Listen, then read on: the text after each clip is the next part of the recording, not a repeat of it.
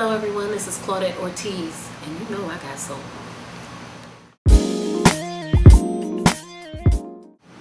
Alright, so Claudette, I want to start out with City High, how you guys originally, I know how you guys met, but how did you guys originally get discovered and signed, to Interscope?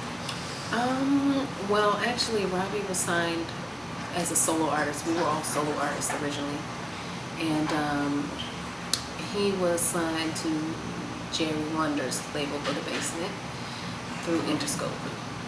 And Ryan and I were actually just co-writing and co-producing on Robbie's solo project. Robbie was more an alternative sound. Ryan was the hip hop, and I was the, I guess the female voice. And and when they saw us all work together, it was suggested by our managers as well as Wyclef and Jerry Wonder that we should be a group because the music sounded best when it came together. And we thought about it, and I guess ultimately we decided to go ahead with it. Right. You guys had a big impact with your debut, the self-titled debut album. What do you remember most about creating the album? I remember the Hit Factory because Wyclef was working out of the Hit Factory, and that was amazing to me because we were used to home studios and things like that. So at the time, the Hit Factory, that was like one of the biggest studios outside of the Sony as well. So we'd be on that 5th floor, the biggest. It was a very, very big studio.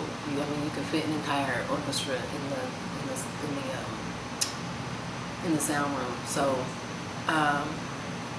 that was interesting, and giving the original songs to Clef, and then Clef and Jerry revamping them with live streams, and to see that come together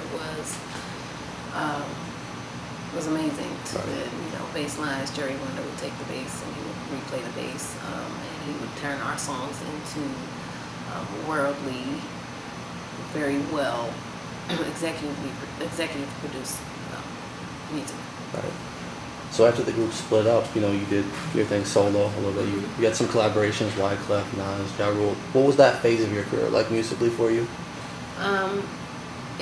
That phase was interesting. I didn't really get to completely get into my own who I was. I was just, the opportunities for to be featured on these songs were by far great opportunities, and it was cool to meet, these artists that I was a fan of, and to actually work with them, and that was, it was like almost like a dream come true, and it was a lot of hard work too, but I really did enjoy that experience to the fullest. Did you have a deal in place at that point as a solo artist, or? Well, the deal that I had was pretty much the same deal as City High. I just took the leaving members clause, and I was directly with Interscope at that point. I was no longer on with the Basement anymore, which was a joint venture with Interscope. I was directly on Interscope. Okay.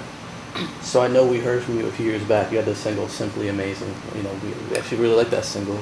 Thank you. Talk about kind of that era where you're making a comeback as a solo artist, because it had been some years since those collaborations. I actually, Simply Amazing wasn't a single. Those songs that came out were just fans who got a hold of them and put them out, who wanted to hear something. I actually just referenced that song. Ryan wrote it, and Stargate produced it. We just kind of Ryan was writing songs with him, and I was with him all the time, so I referenced it, and then it was leaked because I referenced it. So, I kind of felt bad because that was Stargate song and everything, but a lot of people actually didn't hear that song, so it's kind of surprising that you asked me about that. Yeah. Yeah. So, before you got this call for R&B Divas LA, where were you at musically? Were you gonna still do music? Or? Well, musically, I was I'm always doing music, but I was kind of struggling to be able to get in the studio. I was at a point in my life where I was um, trying to get back on track after divorce and moving and all of that. I was in a low point in my life, and I was actually considering going to the Air Force Reserves when I received a random text out of nowhere from one of the executive producers, Phil Thornton, and it was not something that I didn't really. I never wanted to do reality TV because I was out of fear of exposing my children, and I didn't like the whole drama aspect of reality TV. But it seemed like the right show at the right time. And after researching the first season, and I prayed about it, and of course I consulted my close friends and family, and ultimately it seemed like a great idea. Right. So now that you had a chance to do the show, complete the first season, how have things changed for you with your music? Well, it's easier to get in the studio now. I guess it's when you're doing something, people are seeing you more.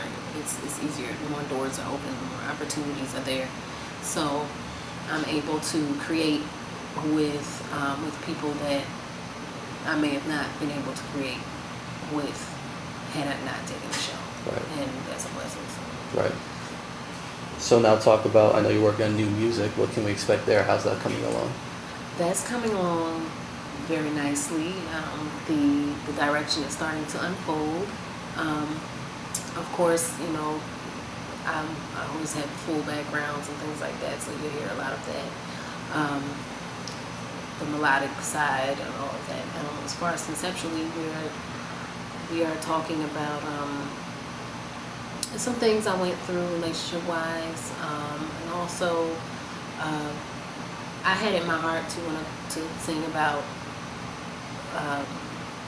something to give people a release who are going through struggle, because during my time of struggle, I didn't really find much to listen to that was just randomly played on radio. I had to go into old songs or something like that. So I kind of want to go back there a little bit. I want to touch on that and give people something to release from, or to feel good from,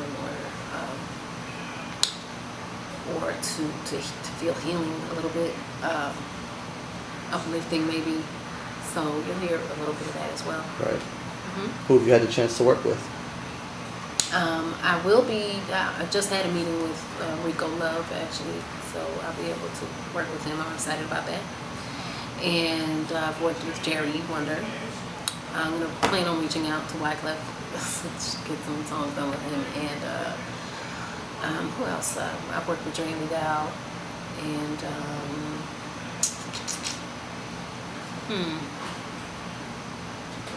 Nephew. He's changed his name to Ron now, but he's known as Nephew if you look him up. He's a really dope producer. And that's it so far. I'm not trying to be too scattered as far as the creation process. And once we really get a solid hold on what the sound is, then. Yeah. So are you looking to release the project on a label, or are you looking to do it independently? Whatever the best situation that comes along, I'm going to go with. We do have some offers on the table that we are considering, and it's exciting, but we don't really know yet, so I can't say, or exactly right now, I can't say for sure. Right. So, there's been so much change in the industry since you were with City High. Now here, that was 2001, we're here in 2013 now. What are the biggest changes you've seen in the industry over that time? Major changes, major. Well, one, the social media, that's like huge, such a huge difference. The connect that you can have with your fans, you can really communicate. They can get to know you, who you are as an artist. That's, I think, excellent. And of course we have which is controversial with the computer sales and the being able to download songs or finding something on YouTube or whatever. No more. Everything's digital. We didn't even, when we were out, there weren't even ringtones yet. I mean, there's a major difference there. So I think it's good, and in some aspects it could be bad too, but for the most part I like that if I have something that I really want people to hear, or if somebody, sometimes it can be upsetting because you want to sell the song, but if you know the song's not going to come out and nobody's ever going to hear it, you want it to come out, just even if it's for free. So I like that side of things where people can still hear your stuff, even when you don't have the backing of a major label that will put that marketing behind it for the masses to hear. You can at least put it on the internet or something like that, and people can hear what you're doing. Right. And I guess just finally, you've been given another chance at this. There's a lot of artists like you who were, I guess, signed back in the 90s, 2000s that they're struggling now, to try to make it back to this spotlight. Right. You got another chance to be in the spotlight. What could you say to them, I guess, to just keep believing and keep hoping that they'll get their chance? Because I was in a place where I was, it's kind of like, this will always be in my heart, but I was ready to let it go because, it's the way that we provide for ourselves and our families as well. So sometimes you got to do what you got to do. Sometimes it's just like, man, I have to provide, so I can't continue chasing this forever. But I can't tell anyone exactly. I don't know everyone's situation, but what I can tell you, what I did, I just took a second. I stopped and I talked to God about it. And what was right is what happened. So whatever works for you, I would say just sit and talk to God for a minute.